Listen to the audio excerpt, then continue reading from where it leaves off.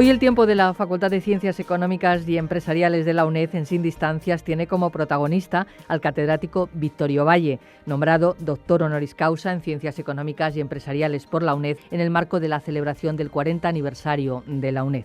Le entrevista a su padrino, Fernando Pampillón, con quien reflexiona sobre su experiencia de economista, investigador y docente, sobre los inicios y futuro de la UNED, y nos transmite también su percepción de la política presupuestaria española en tiempos de crisis, tema central de su discurso de investidura.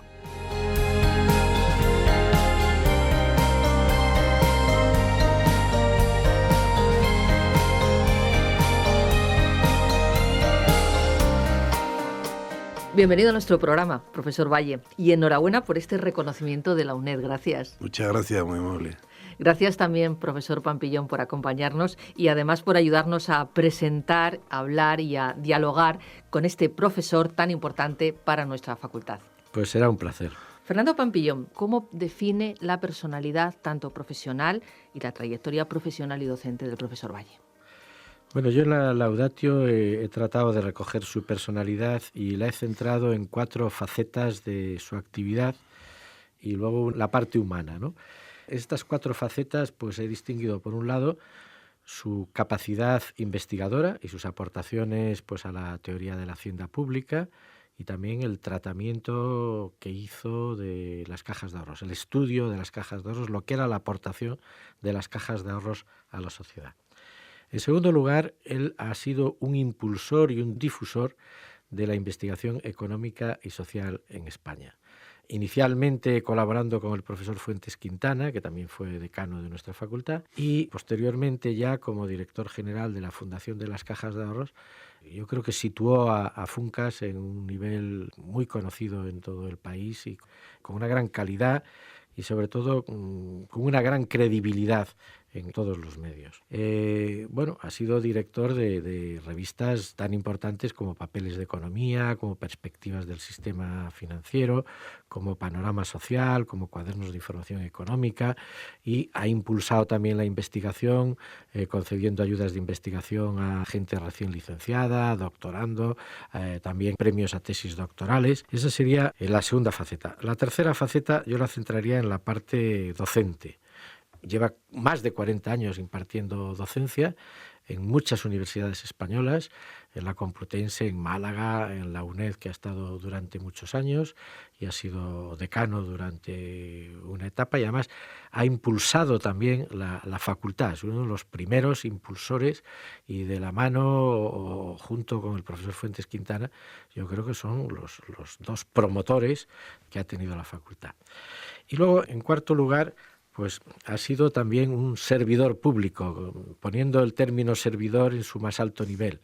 En estos momentos en que estamos viviendo un mundo de escándalos y de corrupción, da gusto recordar aquella generación de la transición política en España que ha colaborado desinteresadamente, que ha dedicado una parte de su vida en esos momentos al servicio público. Entonces, en este sentido, él tiene también una amplia carrera.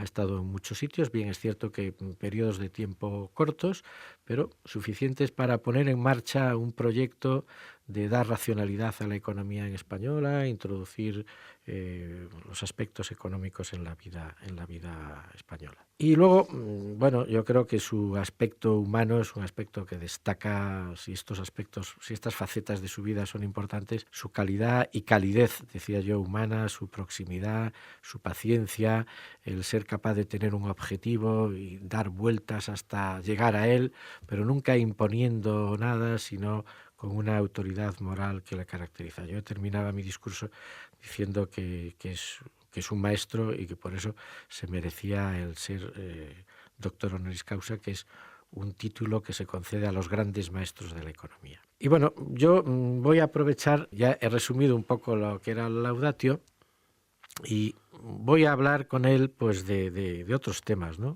Por ejemplo, la enseñanza de economía en España se inicia tardíamente respecto a otros países. La facultad inicia sus actividades, la facultad de la Complutense, que es la primera facultad, inicia sus actividades en 1943. La primera promoción es de 1948. Y bueno, no había una tradición. Entonces, en el año 1959, el profesor Valle, viviendo en Málaga, decide venirse a Madrid para estudiar economía. Mi pregunta, que es una pregunta curiosa, ¿por qué ese interés por una ciencia tan poco tratada y trabajada en el país, y por qué te apuntaste tú a ser economista y qué es lo que perseguías o buscabas en esta profesión? Bueno, vamos a intentar dar respuesta, ¿no? Primero, muchas gracias por tus palabras. Es una suerte que no se nos vean las caras, porque yo estoy totalmente sonrojado de esos méritos que me estás imputando, que en parte son verdad, quizá con menos intensidad de lo que tú lo dices, ¿no? La pregunta que hacen no es simple, porque hay distintos factores que han intervenido en esa decisión. Quizá lo primero que ocurrió es que yo terminé mis estudios de bachillerato y se planteaba entonces el tema en Málaga, como tú dices, de qué estudiar. En ese momento mi familia tampoco tenía posibilidades, como había hecho con mis hermanos mayores, de venir a Madrid o a otro lugar a estudiar. Entonces se planteó hacerlo en algún centro de allí, de Málaga. En ese momento, ahora ya hay una universidad, ¿no?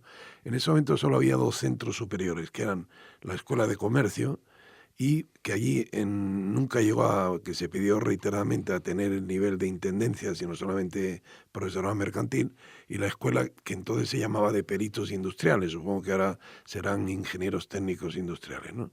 Entonces, como en principio mi destino era ocuparme de un negocio, un comercio familiar, dijeron, bueno, pues a la escuela de comercio, que tenga el título de profesor mercantil y luego ya se quedará en esta tienda. Era una papelería, librería que tenían desde tiempo de mis abuelos, y yo empecé a estudiar allí. Y entonces, digamos que mi problema fue que conforme más avancé en el estudio de la carrera, que además conseguí obtener, me parece que entonces se llamaba algo así como Premio Extraordinario Fin de Carrera de Profesorado Mercantil, más distante me iba mostrando de los contenidos que estaba estudiando, ¿no? O sea que incluso llegué, cuando terminé la carrera, unos compañeros me dijeron, mira, hay una empresa que quiere que le hagan una auditoría, ¿a ti te interesaría trabajar con nosotros? Y lo hice, ¿no?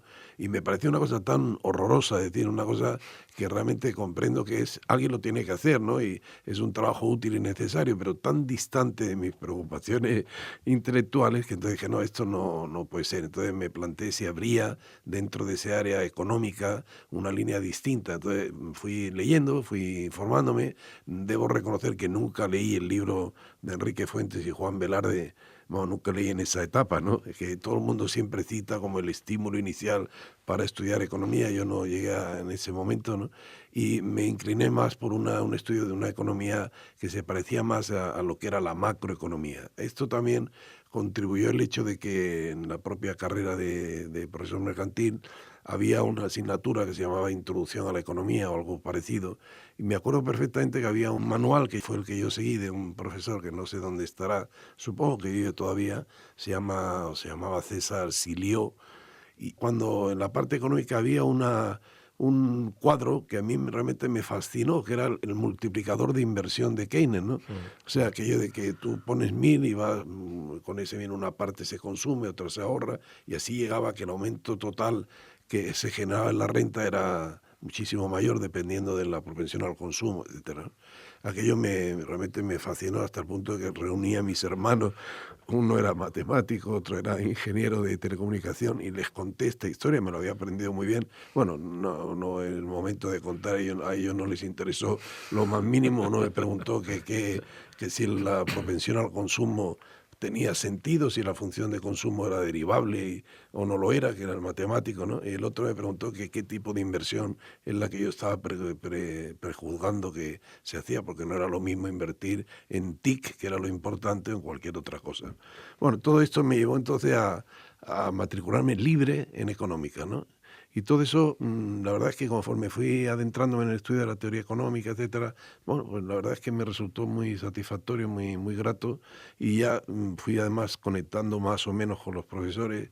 Recuerdo que yo en parte me vine a Madrid al segundo año de carrera, atraído un poco por el prestigio de Castañeda, del profesor Castañeda. Luego cuando llegué aquí y vi su estilo de clase y tal, la verdad es que me deprimió mucho porque no aprendí especialmente gran cosa, había que estudiar mucho fuera de la clase. Y ya ahí empezó mi fascinación con 2 maestros que eran Enrique Fuentes, con el que empecé a trabajar cuando terminé la carrera, y con Ángel Rojo, ¿no? Que eran realmente las personas que yo más, las materias que yo más trabajé y más me ocupé, ¿no? Bueno, la verdad es que hemos tenido suerte que hayas estudiado economía, porque los que luego hemos sido de tus discípulos hemos podido apreciar no solo tus conocimientos, sino tu capacidad de transmisión. En este sentido, yo voy a contar dos anécdotas, y es que al final del curso en la Universidad de Málaga, tus alumnos, sin ninguna preparación, prorrumpieron en un aplauso al final del curso. Y algo similar contaba un profesor que fue de la UNED, el profesor castellano, que decía que también en una clase, en la típica clase del profesor que va a sustituir a otro profesor, que los alumnos lo miran siempre de mala gana porque es una especie de intruso que nos viene a dar una clase, pues también los alumnos al final, te dieron un sonoro aplauso, ¿no? Entonces está claro que en la UNED hemos tenido suerte de contar contigo como docente y al mismo tiempo como decano. Yo me voy a remontar al principio de la UNED, este año que cumplimos 40 años, para recordar que, en la facultad éramos 3 despachitos. Al principio del todo de la Facultad de Económicos éramos 3 despachitos, ¿no? El decano no tenía, por supuesto, despacho, era un despacho para el secretario y 2 despachos para secretaría y para administrativos. Bueno, parece que los alumnos iban también, tenían despacho, el negociado de alumnos iba aparte.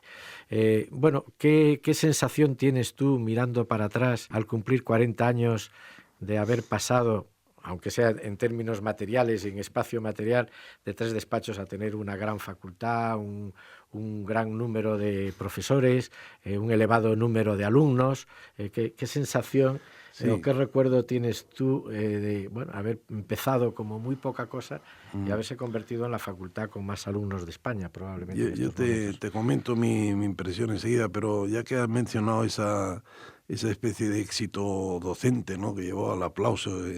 No, quería comentar que el que se produjo en Madrid, en la Complutense, que fue realmente sustituyendo a don Enrique Fuentes, ¿no?, una temporada que tuvo que salir fuera de España, estaba en la OCDE haciendo unas gestiones, entonces me pidió que me encargara junto con otro profesor de explicar una parte que era particularmente dura, lo que él llamaba la introducción, que era una especie de historia del pensamiento financiero, a un curso que era particularmente problemático. Era una gente que en ese momento, claro, eran alumnos normales de la facultad que luego han descollado por su calidad intelectual, ¿no? Estoy hablando de un curso en el que estaba gente, por ejemplo, como Ruiz Castillo, Javier Ruiz Castillo, que es catedrático en la Carlos III, estaba, por ejemplo, Julio Segura, estaba Carlos Solchaga, es decir, gente realmente que no eran alumnos corriente, gente que se había estudiado aquello y algunos habían leído lecturas complementarias. Yo creo que no ellos, pero era un curso un poco selectivo que en cierto modo, cuando viene un chico recién licenciado que el catedrático ha dicho: oye, tú me sustituyes,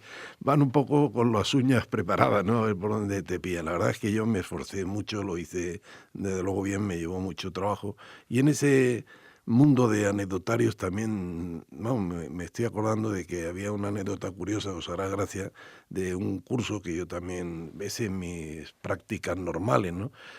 Había un alumno de Guinea, de color, ¿no?, que apareció por ahí. Era un hombre con poco deseo, yo creo, de aprender, pero quizá aún tenía menos capacidades, una persona lenta de comprensión. Yo le dediqué muchas horas, porque me pareció que el hombre estaba como perdido, ¿no?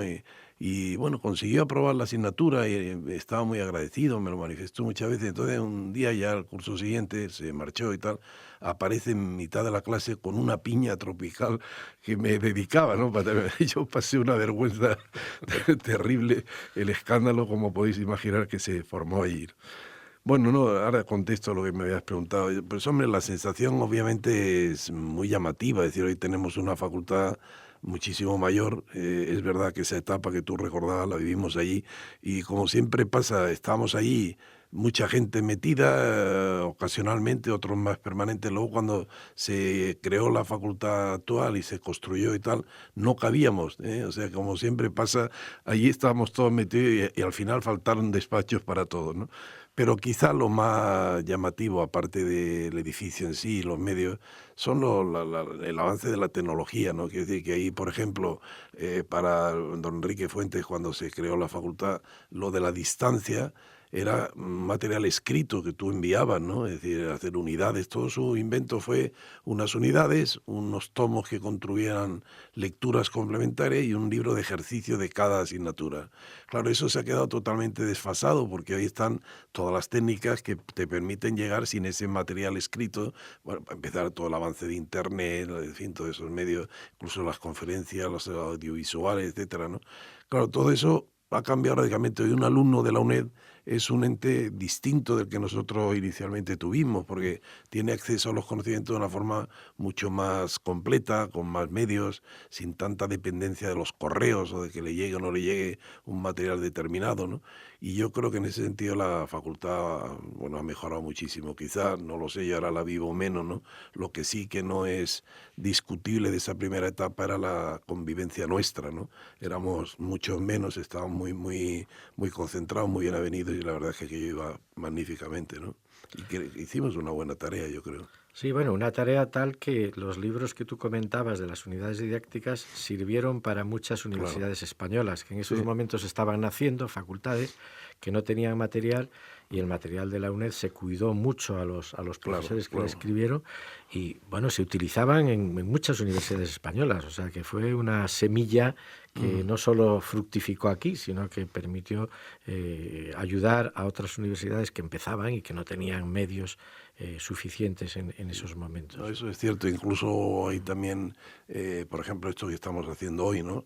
Los programas radiofónicos que empezamos a hacer, es que aparte de aportar algo que no existía, es que estábamos inventando todos, porque no había experiencia de qué era lo más útil para un alumno, si había que intercalar o no ráfagas musicales, o había que hablarles de historia económica, en fin. Fue un proceso de creación, yo creo, muy interesante para todos, sí, sin duda. Bueno, recientemente te has preocupado más de temas de la economía española. Bueno, estamos en un momento difícil, la crisis es dura y, bueno, tú has defendido un poco una posición de que los recortes están bien, son necesarios en muchos aspectos, que los problemas de los recortes vienen no tanto porque tengamos un gasto excesivo en comparación con otros países europeos, aunque evidentemente la eficiencia en el gasto es algo que cualquier economista debe perseguir, porque siempre hay gastos innecesarios, superfluos, que es preciso reducir.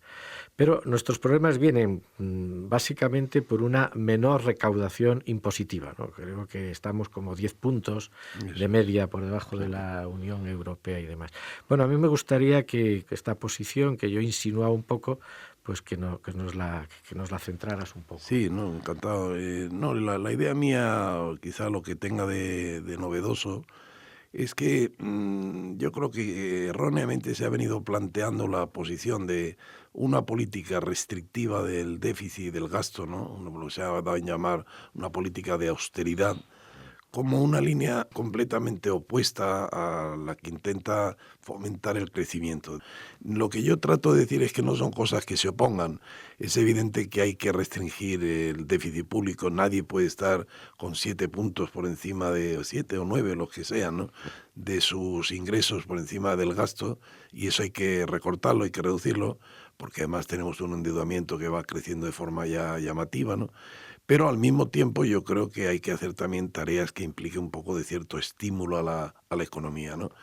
Entonces, lo que yo critico en esas posiciones tan, digamos, tan dogmáticas, es que se ha vendido mucho digamos, el exceso de gasto, el despilfarro del gasto en España.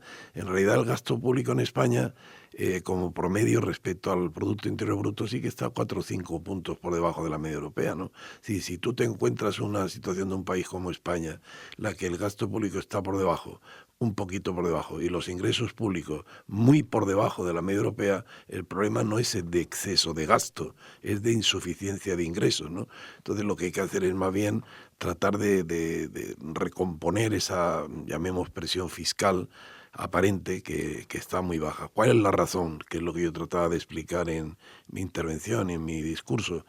Pues yo creo que básicamente el problema, o hay dos cuestiones ahí detrás. Una es el fraude fiscal, es decir, si uno mira las tarifas, por ejemplo, del IRPF, no solamente no están por debajo de las de los demás países, sino que están en algunos casos por encima, la cuarta o quinta del mundo, ¿no?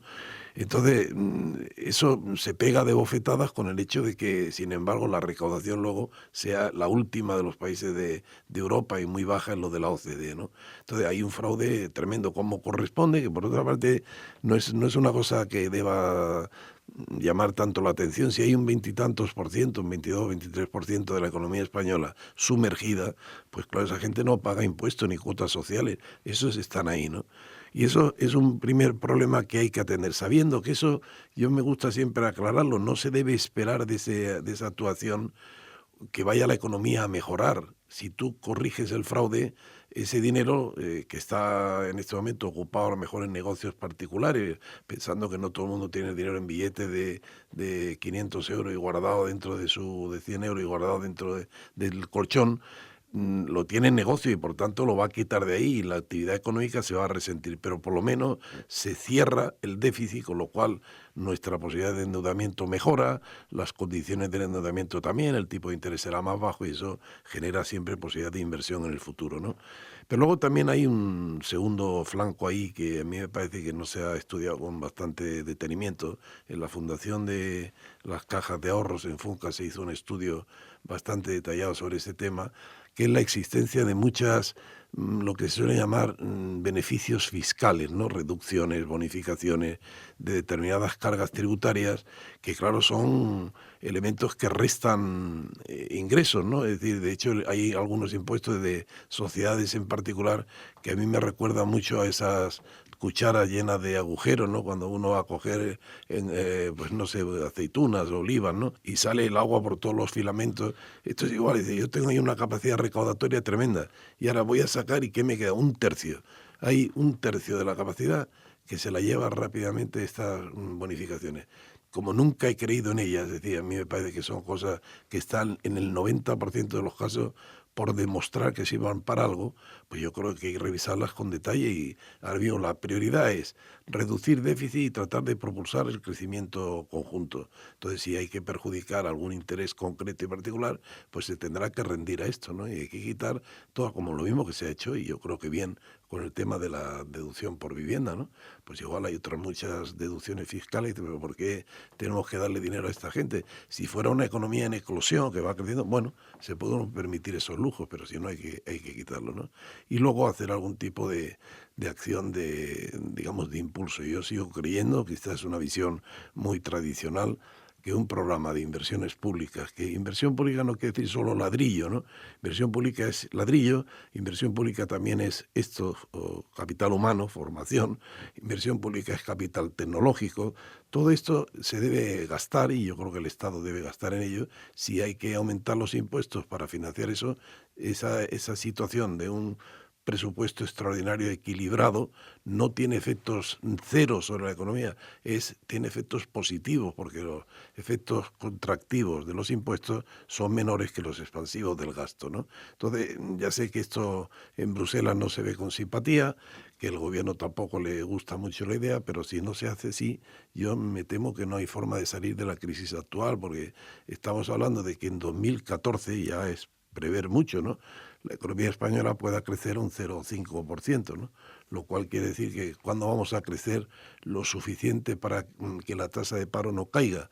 Pues si, como dicen los expertos, eso está o estaba hace unos años en un 2,67%, ¿cuándo vamos a llegar a crecer a un 2,67%, un 3%? Pues no sé, dentro de 10 años, ¿no? Nos queda mucho tiempo por delante para poder alcanzar esto. A mí me parece que lo que has dicho es muy atinado y creo que como estamos en la universidad debemos insistir en un tema, y es que me parece que los recortes que se hagan en investigación es un suicidio para el país, porque la investigación tiene un periodo de maduración largo y tenemos investigadores en estos momentos en España que seguramente se tendrán que ir fuera. Eso no los vamos a recuperar. Vamos a tener que formar otra generación nueva con el coste que ello supone, para que empiece a rendir frutos seguramente dentro de 10 o 12 años. Es decir, que el corte en investigación puede ser un corte que dure una década para el país y eso en un momento en que estamos globalizados, que necesitamos competir, que necesitamos que la economía española venda productos tecnológicamente avanzados, pues es que yo lo veo como un desastre. No sé tu opinión. Totalmente de acuerdo. Yo creo que el crecimiento tú lo puedes enfocar a corto, en cuyo caso lo que tienes que hacer es gastar. Eso no quiere el gobierno, yo entiendo, es una posición discutible, pero lo entiendo, ¿no? Y la otra es decir, no, nosotros no lo planteamos a largo plazo. Y ahí en el crecimiento a largo es verdad que hay que hacer ajustes, es verdad que hay que dar flexibilidad, todo lo que es el cambio de las reformas de estructura, ¿no? El mercado de trabajo, el sistema financiero, pero tienes también que invertir o gastar en aquellas partidas que crean incrementos de productividad. Y esos son los que tú has dicho, es capitalizar, y quizá el más importante sea la formación y la tecnología, porque quizá en capital físico no estamos tan mal, ¿no? Sin embargo, en esto realmente estamos muy, muy flojos. Yo siempre recuerdo aquel estudio que me parece que fue José Luis Raymond el que lo hizo, que demostraba que la tasa de rentabilidad interna en términos reales del gasto en educación era del orden de un 10%, ¿no? Lo cual quiere decir que no hay ningún otro activo que dé esa rentabilidad. Es lo más rentable, desde luego, para la sociedad, pero también para los interesados. Es decir, que les va a permitir tener acceso a un empleo que de otra forma a lo mejor no conseguirían, y por tanto descuidar eso me parece muy peligroso, sin duda, ¿no? Pues tal como he terminado yo mi laudatio, pues muchas gracias, maestro Valle. Gracias por pertenecer al claustro de la universidad con el título de doctor honoris causa, y gracias por volver con nosotros, aunque yo creo que siempre has estado con nosotros. Sin duda. Muchas gracias a vosotros.